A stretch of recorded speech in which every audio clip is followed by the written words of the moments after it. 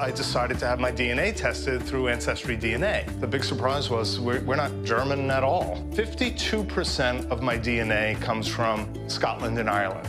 So I traded in my lederhosen for a kilt. Ah, yes. Ads for genealogy sites like 23andMe and Ancestry.com are hard to miss. For a few $100s and a sample of saliva, you too can discover if your ancestors were kings and queens. Or, as we're learning now, someone much more sinister. Had law enforcement never had access to genetic genealogy, I don't believe this case could ever be solved. Last week, police in Washington state made an arrest in the 30-year-old killing of a Canadian couple.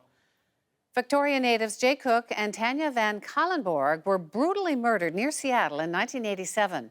Police retrieved the killer's DNA from the crime scene, but back then it didn't match anyone on their database of known offenders. So the case remained unsolved until now, much to the relief of the victim's family. That same evidence was retrieved only months ago and used to find my brother's killer. What an amazing world we live in today.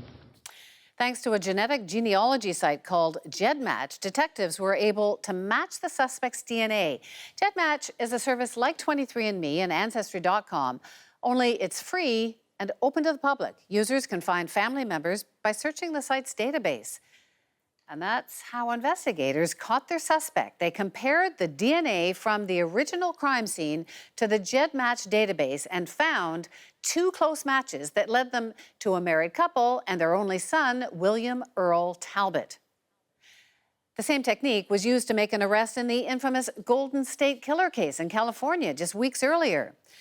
Police are happy, but it's got many concerned about the use of personal data for reasons they didn't sign up for.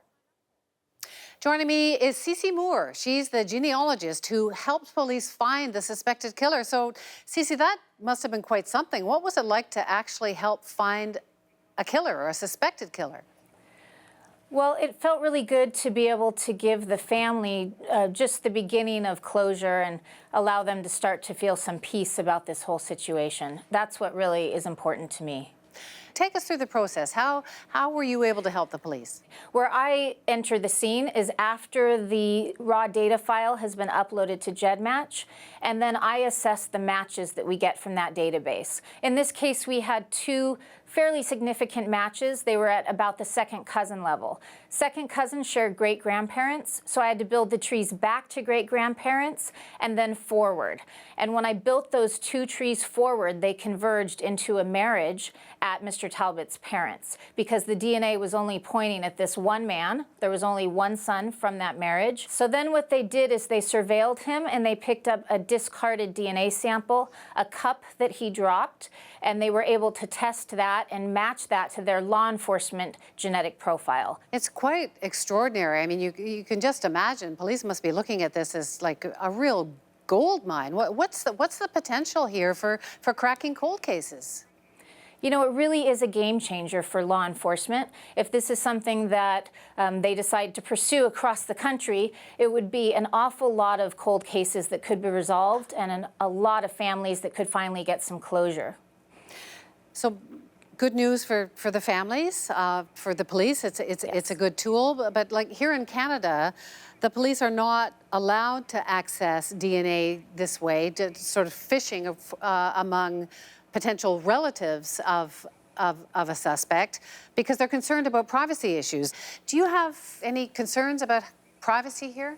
I did have concerns. I wanted to make sure that there was informed consent from the people that were participating in this database. But this database is a public database, and it's been explained to me that that is the same as using social media, a phone directory, a city directory, or any other public source of information. It seems to be like, is Canada behind the times on this, or is Canada being more protective? Well, everyone has been behind the times on this. I've been waiting for the law to catch up with technology for quite some time, but there has been some confusion about what's allowed in law enforcement DNA databases versus a public website.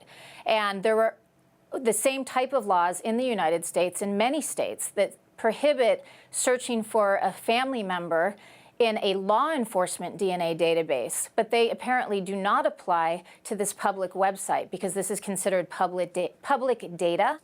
Are you afraid that people with bad intention could use this data somehow? Yes, I am. I think anything that has great potential for good also has some potential for abuse. We can look at Facebook as an example. It's been a wonderful tool for a lot of families to stay in touch and people to reconnect. But we saw from the Cambridge Analytica issue that there is a chance for abuse. And anytime we put ourselves out there publicly, someone may abuse that. It's a brave new world. CeCe Moore, thank you so much for telling us about it. Yes, it is. Thank you. Yeah, thanks so much for having me.